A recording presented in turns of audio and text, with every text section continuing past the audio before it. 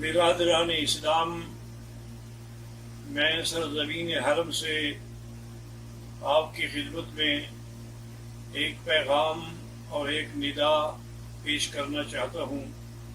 خصوصی طور پر میرے پاکستان انڈیا کے احباب مسلمان حضرات جو ہیں، اور اسی طرح امریکہ کے نیو یارک اور نیو جرسی اور اس کے علاوہ بھی جتنے یورپ میں ہیں، ان سب کی خدمت میں سب سے پہلے تو میں دعا کرتا ہوں کہ اللہ تبارک و تعالی اس وائرس کے عذاب کو پورے عالم سے، پوری انسانیت سے رفع فرمائیں اور اپنی مخلوق پہ رحم فرمائیں۔ اور دوسری بات یہ ہے کہ اللہ کا ہمیں یہی حکم ہے کہ آپ صبر کرنے والوں کو خوشخبری دے دیں کہ جو صبر کرتے ہیں اللہ تعالیٰ ان پہ راضی ہوتے ہیں اور انہی پر اللہ کی رحمتیں ہوتی ہیں اور وہی ہدایت یافتہ لوگ ہوتے ہیں۔ اور دوسری بات جو حضور پاک نے فرمائی وہ یہ ہے کہ کوئی بھی بلا، کوئی بھی عذاب جو ہے وہ ایسے نازل نہیں ہوتا مگر ہمارے گناہوں کی وجہ سے۔ تو جب ایک گناہ انفرادی ہوتا ہے اور ایک گناہ اجتماعی ہوتا ہے کہ جب دنیا کے اکثر لوگ جو ہے وہ فحاشی میں اور یعنی میں بے حیائی میں مبتلا ہو جائیں تو پھر اس قسم کے عذاب بھی عمومی آتے ہیں، اور کبھی لوگوں پر ظلم کرنے کی وجہ سے بھی عذاب آتا ہے۔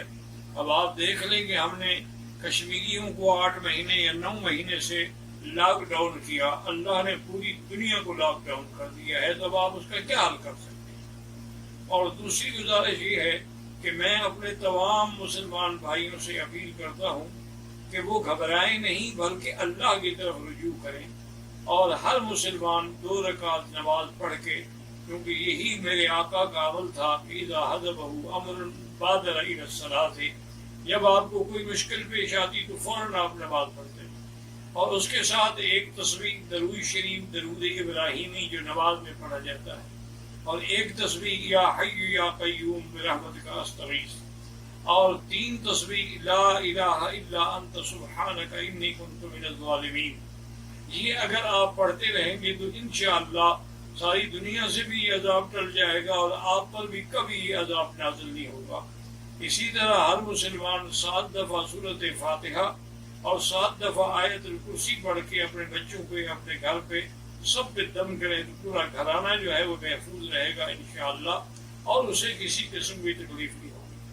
اور دوسری بات جس نے مجھے یہ پیغام دینے پر مجبور کیا وہ یہ ہے کہ مجھے یہ بڑی باوثوق ذریعے سے خبر پہنچی ہے کہ ہندوستان میں بھی مسلمان مرنے کے بعد نعوذ باللہ اپنے مردوں کو اسلامی طور پر دفن کرنے کے بجائے کافروں کے حوالے کر دیتے ہیں، اور اسی طرح نیو یارک اور نیو جرسی میں بھی مسلمانوں کے بجائے کافروں کو میت سپرد کر دی جاتی ہے اس خوف سے کہ یہ اس کے جراثیم ہمیں نہ لگ جائیں۔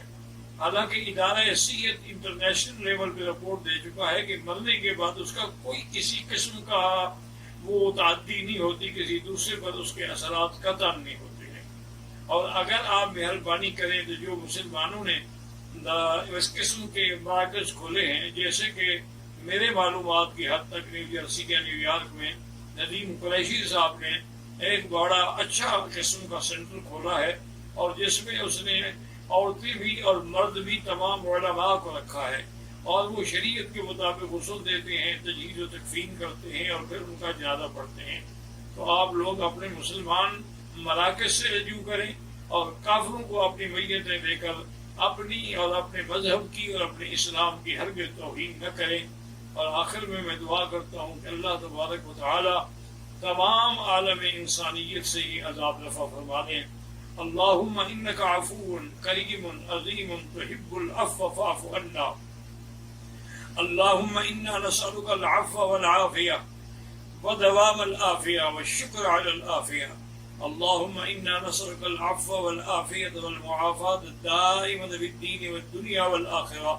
اللہم انا نعوذ بک عن البرص والجنون والجذام وعن سیء الاسقام۔ یا اللہ یا اللہ یا اللہ، ہم عاجز ہیں، ہم کمزور ہیں، لیکن تیری مخلوق ہے، تیرے بندے ہیں۔ تو جانوروں پر بھی رحم کرتا ہے، خنزیروں پر بھی رحم کرتا ہے، کیڑے مکوڑوں پر بھی رحم کرتا ہے، ہم مخلوق پر بھی رحم فرما دے۔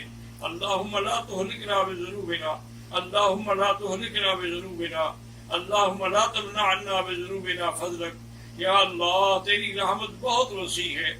یا حلیم یا کریم یا واسع المغفرہ. یا حلیم یا کریم یا واسع المغفرہ. رب اغفر وارحم وانت خیر الراحمین. رب اغفر وارحم وانت خیر الراحمین. یا اکرم الاکرمین. یا ارحم الراحمین. یا اجود الاجودین. اللهم اكشف الغمة عن هذه الأمة. وصلى الله تعالى على خير خلقه سيدنا محمد وعلى آله وأصحابه أجمعين. اللهم صل على سيدنا محمد وبارك وسلم.